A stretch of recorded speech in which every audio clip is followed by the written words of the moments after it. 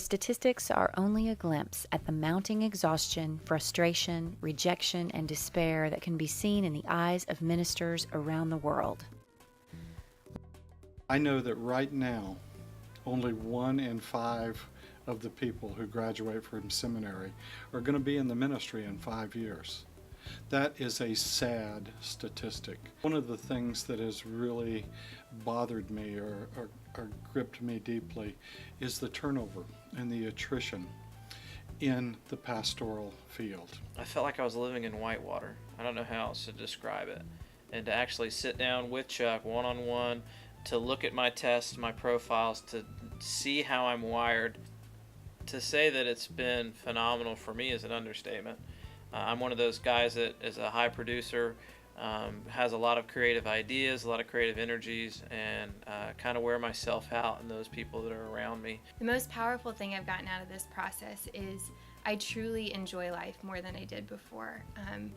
I've learned to take time for myself, for my husband, and for my family, which is so critically important. And somehow I failed to see how important it was before this process. But after it, life is so much more enjoyable, so much more relaxing, and I'm so much more productive in everything I do. I think is kind of a highlight of what sometimes pastors struggle with in general, and that is I'm completely subjective. I'm immersed in what I'm doing, and I tend to be led by people. I was beginning to find putting things down because somebody needed to meet or something like that, and so what was happening was the work wasn't getting done. And what Chuck's test helped me to kind of see was that boundaries needed to be set, and that it is okay to say no sometimes. My first experience with Lifthrive was probably, I'm going to say 6 years ago. I was still deeply depressed in Lyme disease and still carrying quite a bit of, I guess, cognitive damage. And Chuck asked me, to take this test. I took it on a day that I was very dark, very dark. And about 2 days later, if you've ever been in depression, there's a difference. All of a sudden, I was in the sunny side of life, and so I retook the test thinking that it would have a different conclusion. It kind of blew my mind, and it came back exactly the same. So I thought that's pretty amazing. Lifthrive has been defining the way people are designed by God in order to show them what they were designed to do for decades. They're starting to burn out because they're not doing what God ordained for them to do. So many people are kind of in bondage, thinking they're supposed to be doing certain things, and then you get in here and you find out they're not even wired for that, and they're kind of falsely held under this assumption that they're supposed to be a certain way. This liberates them and allows them to start thinking outside of that box they've been in. To see the kind of the Lord's work in your life and how He's wired you and how He's equipped you to operate and minister in His kingdom.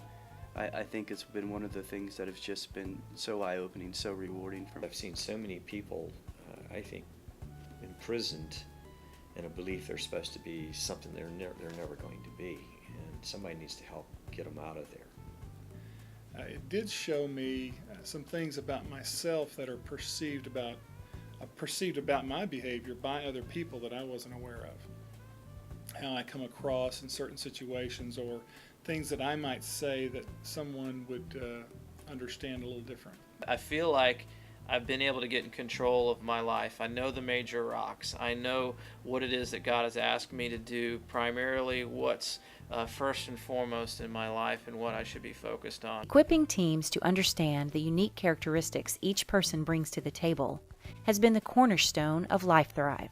My job as the founder of Lifthrive, to find that ministry calling, to find that niche that you as an individual need to find and need to understand, and then placing it within a team that is conducive to work with. In churches today, we hire a person because they love God, and there's nothing wrong with that.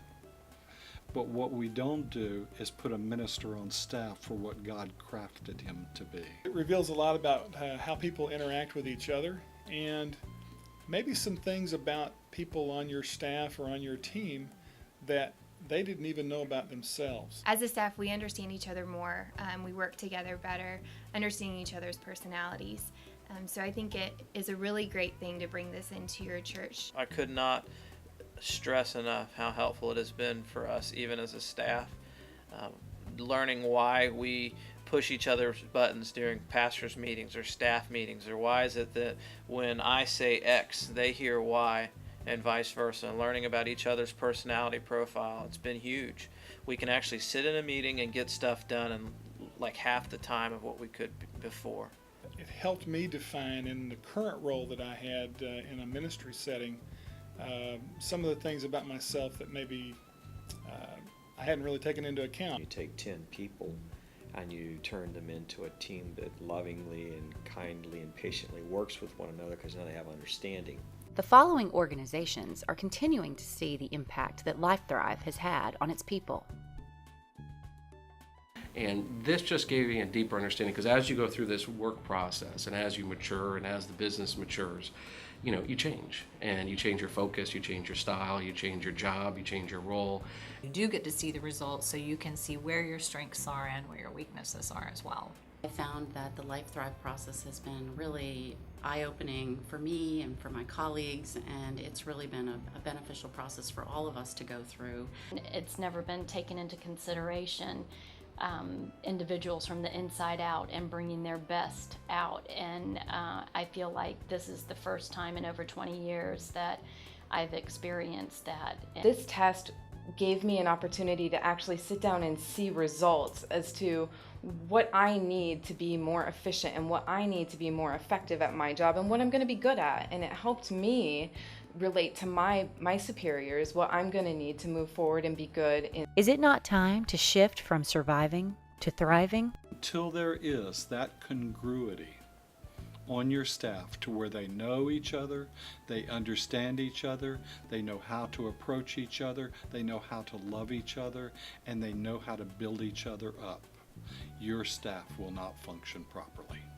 I strongly recommend that you take a serious look at Lifthrive. I highly recommend it for not just the staff, but for the church at large. I think you'd be missing a big part of the equation to just use it with your staff.